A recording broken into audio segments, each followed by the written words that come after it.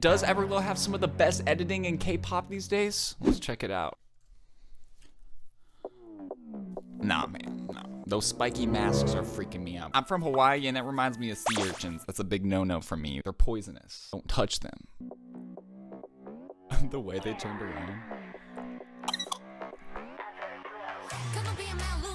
I'm a professional editor who's edited for artists like these guys. Right off the bat, the perfect, most insane match cut you've ever seen. Y'all who said this was edited incredibly well might be onto something. Well, duh.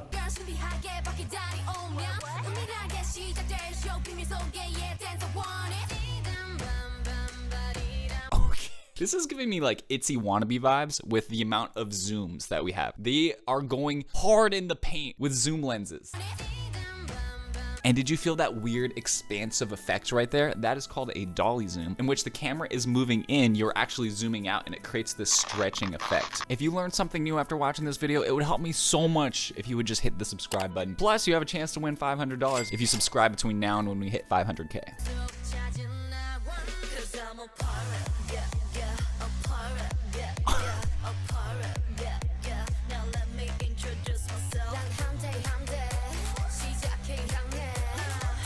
Holy F, bro. Look how far they zoomed out. This zoom lens can go so wide angle. Wide angle lenses look very good in areas with lots of lines, especially converging lines, because we have all these lines pointing to the subject in the middle. It's just very aesthetically pleasing.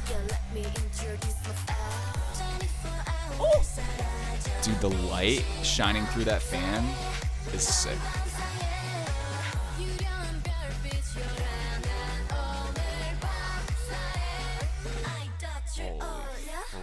Rick. The camera is 100% part of the choreography. What ended up happening is the DP and the director watch the entire dance, and they try to figure out the best way that they can emphasize the dance moves with their camera movement. Choreography looks insane on this video. Like, what? I love how we're doing like slow motion, beauty shots, because we have to contrast when stuff gets crazy and the camera movement's fast. If we don't have a slow moment, the fast moment doesn't feel as fast.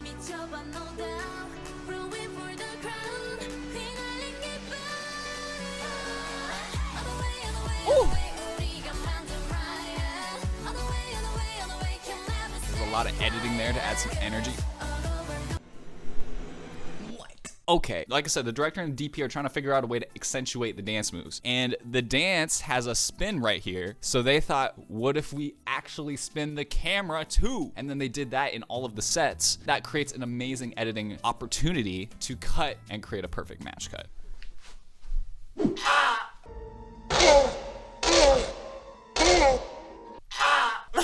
That sounded painful. I was just very excited.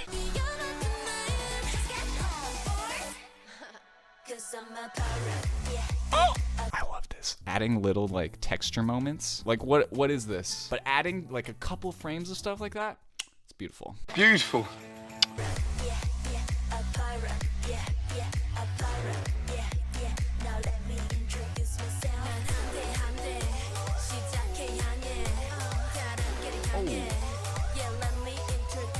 Who you gonna shoot, girl? Who you gonna shoot with that bow and arrow? Because if I'm 40 yards away, I know you're just gonna be sniping me. I don't know why I said that. Cut that out, Jordan.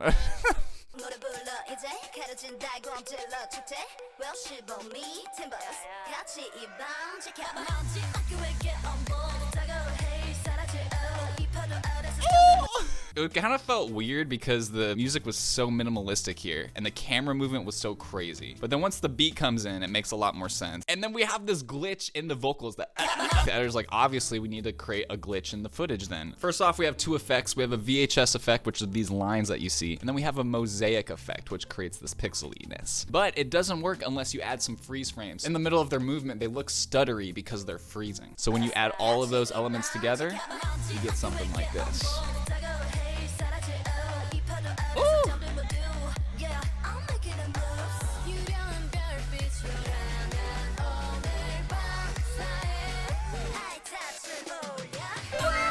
Wow. That was some great point of interest cutting though, because we're looking at her eyes, and then when we cut to the next shot after the screen goes white from the arrow, we're looking at the flag, which then directs us back to our subject. So try to cut to similar areas on the screen to create a smoother transition in your edits.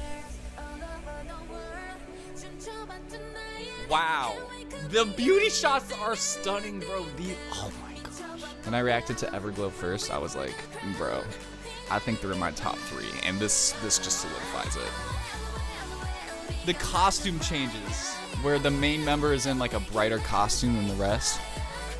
Okay, so you do this by adding a little bit of a VHS overlay, and then you do something called a displacement map, which stretches out the pixels and makes them all kind of jumbled up. And then you put on a blend mode of screen, which makes all the dark parts of the image transparent. And then you get like a hologram. Oh, nice transition. I like it. Dude, the camera shake. The camera shake is what's making all of this, because they're doing very subtle dance moves. They're just like, but if you just add camera shake where it looks like their hips are causing a literal earthquake, all of a sudden it looks iconic instantly, just with a little bit of camera movement. Just a little shake. So good.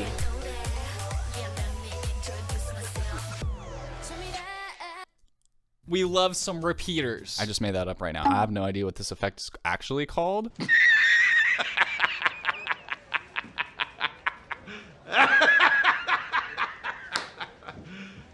Are you serious? But you create it by duplicating shots and then moving them over and putting them on a blend mode. And in this instance, we only masked out the bottom left corner of the screen, so just the sword is being repeated and the rest of her body remains mostly normal. This effect is so perfect for this part of the song, where it's like, and the camera movement is perfect. The director is so good at camera movement. You move the camera and then on the snare, stop it. Oh, so good.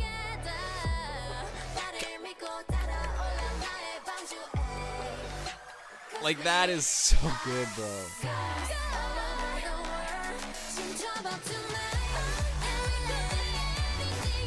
Oh my gosh. The camera movement is some of the best camera movement I've ever seen in a K-pop video.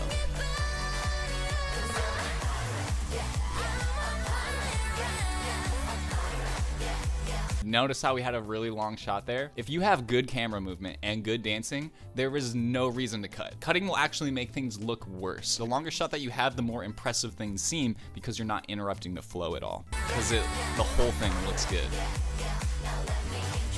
Usually the reason you're cutting is because you're trying to hide a problem or you're trying to enhance the video. But sometimes you just don't need to. You know, life is hard, and if you're ever feeling down, I like to do a little bit of you matter, you're important, Jesus loves you, I love you. If you learned something, hit the subscribe button right now, and you'll get a chance to win $500.